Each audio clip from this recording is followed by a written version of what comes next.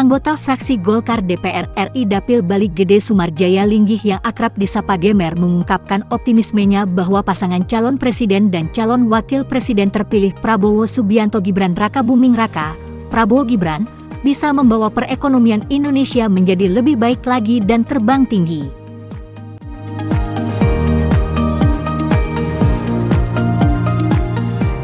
Pasca pengumuman resmi dan final dari pemenang Pilpres 2024 dan tinggal menunggu pelantikan resmi Prabowo Gibran, anggota Komisi 6 DPR RI itu juga meyakini investasi masuk ke Indonesia akan semakin bergeliat karena sebelumnya para investor masih wait and see, menunggu siapa pemenang resmi Pilpres di Indonesia.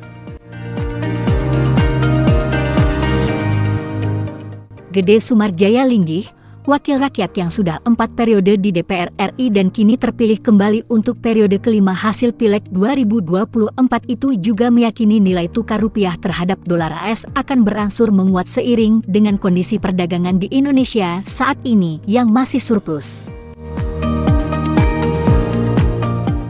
Indonesia merupakan negara yang kaya akan alam, baik itu dalam tanah maupun di atas tanah.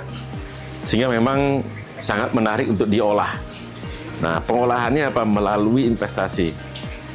Kita tahu bahwa kemudahan untuk berinvestasi juga telah dibuat, yaitu Undang-Undang Omnibus Law. Saya melihat optimistiknya lagi itu karena mereka percaya dengan kepemimpinan Pak Jokowi. Sementara sekarang ini, kita tahu kemarin ini, suka atau tidak suka, iya atau tidak, bahwa Pak Jokowi berpihak kepada pasangan 02, ya, diakui ataupun tidak, karena anaknya yang di situ gitu. Jadi kepercayaan daripada investor pasti akan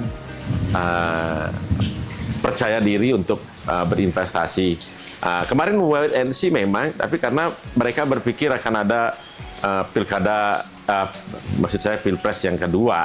Tapi hari ini pilpresnya cuma sekali putaran. Jadi saya meyakini akan segera mereka datang berinvestasi di Indonesia.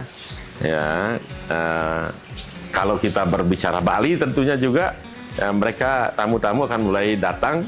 Ya, asal satu lagi, ya, perang di Iran dan di Ukraina tidak meluas.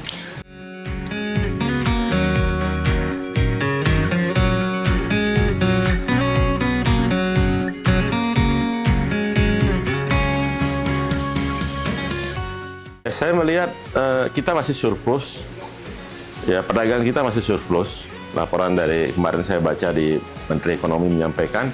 Kemudian juga nilai tukar kita jauh lebih baik ketimbang nilai tukar negara-negara sahabat. Thailand misalnya, baht udah turunnya drastis, Singapura udah turunnya drastis, ya, terhadap mata uang US terutamanya.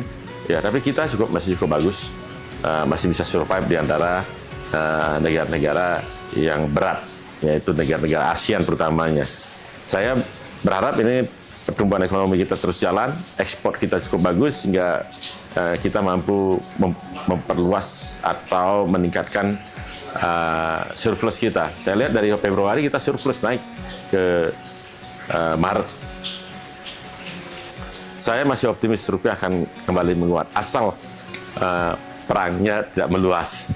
Politik dalam negeri stabil. Kalau saya melihat sih kondisinya semua berprinsip kepada tatanan mencari keadilannya melalui proses hukum. Ya, jadi tidak proses jalanan. Kalau tidak proses jalanan berarti keamanan akan tetap terjaga.